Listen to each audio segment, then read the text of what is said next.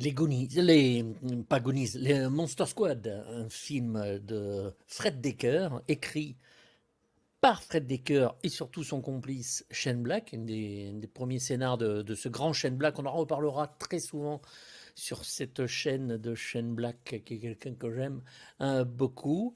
Bon, ben, le film, c'est simple, c'est effectivement un Goonies, Explorers, E.T., tout ce que vous voulez. Ça ressemble vraiment à une production en blanc de Spielberg des années 80. Il y a des plans très en blanc et qui sont... voilà, c'est fun, c'est fun. Moi, au risque de me faire lapider, je préfère ce film-là au Goonies, qui était un peu empoulé. La réalisation de Richard Donner, pour moi, n'est pas terrible. Le côté Tomb Raider des gosses, tout ça, la famille Fratelli, moi ça m'emmerde. Voilà, le côté, je fais des gadgets d'un côté et tout ça. Enfin, c'est vrai qu'on a envie d'être ces gosses-là, mais on sait qu'on sera jamais ces gosses-là. Monster Squad, bah, c'est quand même les 5 monstres universels qui débarquent dans une petite ville américaine, et why not, bah, les gamins peuvent les combattre. Bon, c'est vrai qu'ils sont déjà préparés et ils ont déjà fait la Monster Squad alors que les monstres ne sont pas arrivés, d'accord. Mais voilà, pour moi ça marche mieux. Le film est court en plus, il fait quoi, 1h34 je crois, quelque chose comme ça, donc on n'a vraiment pas le temps de s'emmerder. La photo est assez jolie, il y a une très très très très très belle musique de Bruce Broughton, très orchestrale, qui rappelle un peu ce qu'il a fait sur Young Sherlock Holmes, dont on parlera aussi. Il y a des décors qui sont très Hammer, notamment ce petit lac où les monstres se retrouvent.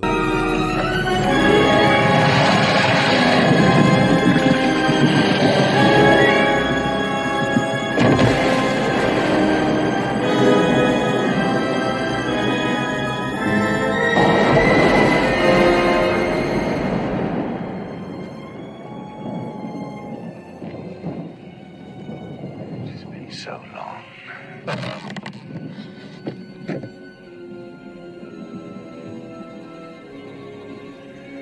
So very long.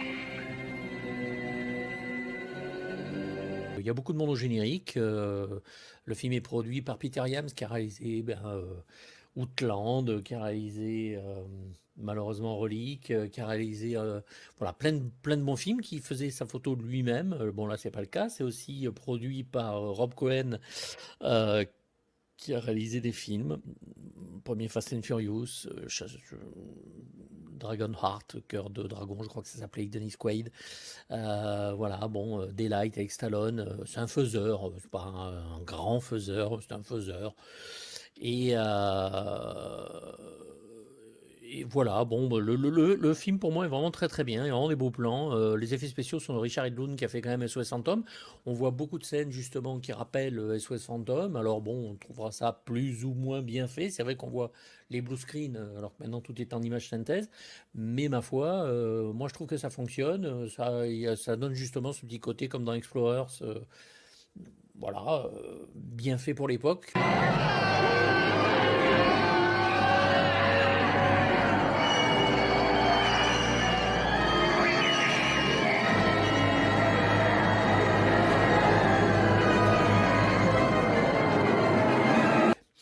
Les maquillages sont de Stan Winston, c'est quand même pas rien.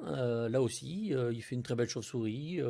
Sa créature du marais est très jolie. Son loup-garou est sympa. Bon, il n'y a que le Dracula, hein, qui fait un peu fantoche par son costume. Mais voilà, le Frankenstein est joué par Tom Noonan.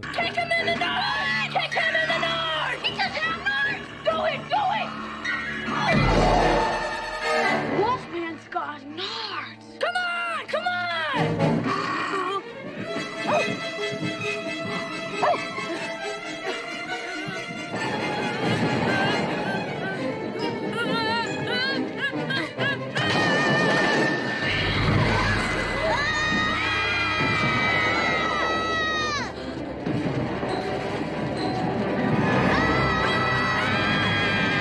Ça va droit au but, on n'a pas le temps de s'emmerder. Bon, c'est sûr que c'est mieux de le découvrir quand on a 14 ans. Si vous le regardez aujourd'hui, vous en avez 50.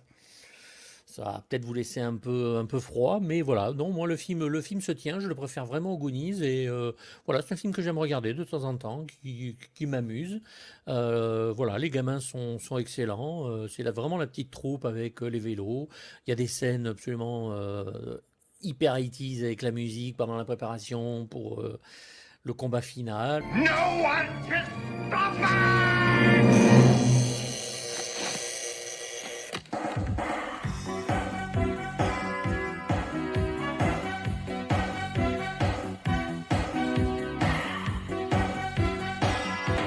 We're gonna let this feeling under, cut it loose and rock some more.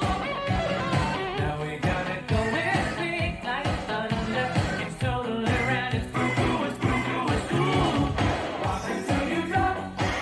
Mais ça reste, voilà, c'est plus intimiste, on va dire, plus intimiste que les Goonies, mais ça reste pour moi un peu plus fun, je dirais, un peu plus fun. Il y a des phrases qui même vont un peu plus loin. Le texte du bouquin doit être lu par une vierge. Quand on va voir qui lit le bouquin au final, c'est assez drôle, c'est vraiment du Shane Black. Voilà, donc un film que je vous conseille et auquel moi je mets la petite note très sympathique de 4,5 sur 6.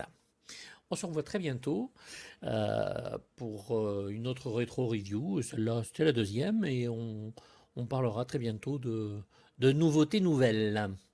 Bye bye.